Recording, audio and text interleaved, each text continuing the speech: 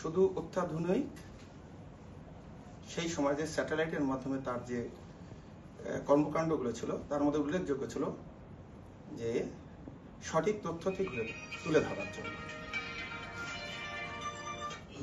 আমরা পিছনেও দেখেছি, আজকেও দেখছি যে পিছনে এই ফ্যাসিস্ট সরকারের 17 বছরেও তিনি সত্য ঘটনাগুলো তুলে ধরেছেন। তা আমরা যারা আজকে এখানে উপস্থিত হয়েছে, আমি দেশের সাথে আমি আমার নিজের এলাকার দুটি কথা বলতে চাই যে সাংবাদিক একটি পাওয়ার, একটি ক্ষমতা, প্রশাসনিক একটি ক্ষমতা। প্রশাসন যারা চাকরি করে, যারা রাজনীতিবিদ, রাজনীতির একটি ক্ষমতা তারা ব্যবহার করে। পাশাপাশি সাংবাদিকরা আমরাও মনে করি যে একটি পাওয়ার। তো আজকে আমি সাংবাদিক ভাইদের কাছে উদারত আহ্বান রাখবো যে আমার নাটোরের আমরা যারা বসবাস করি একটি সুন্দর নাটোর আমরা করতে চাই। আজকে এই নাটোরে আমরা দীর্ঘ রাজনৈতিক পরিক্রমায় আমরা কর্মসংস্থান মুখে আমরা রাজনীতিটা দেখি না। সাংবাদিক ভাইদের কাছে উদারত আহ্বান রাখবো যে আপনারা নেগেটিভ সংবাদ আপনারা পরিবেশন করেন।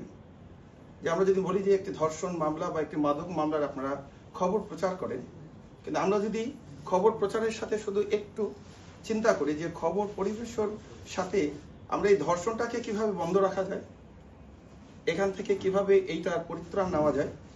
আমরা শুধু মাদক যারা সেবনকারী তাদের যদি আমরা না ধরে, যারা মাদক বিক্রি করে তাদেরকেও যদি আমরা আইনের আওতায় নিয়ে আসতে পারি, এবং সর্বোচ্চ সুন্দর ঘটনা হবে যদি আমরা এখান থেকে সবাইকেই যদি বিরত করতে পারি যে মাদক বিক্রিও হবে না, মাদক গ্রহণও করবে না।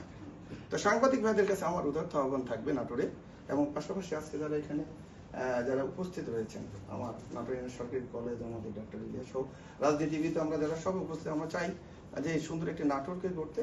আর এই নাটোর গড়ার জন্য আমাদের প্রথমেই থাকতে হবে শিক্ষাকে কিভাবে আমরা এগিয়ে নিতে পারি। নাটোরে আমাদের যেগুলো শিক্ষা প্রতিষ্ঠান রয়েছে, আমার প্রিন্সিপাল সাহেব রয়েছে, আমার সাথে একমত হবে কিনা আমি জানি না, তবে প্রত্যেকটা শিক্ষা প্রতিষ্ঠানে আমরা শিক্ষামুখী আমরা করতে চাই, একটি সুন্দর নাটোর আমরা করতে চাই।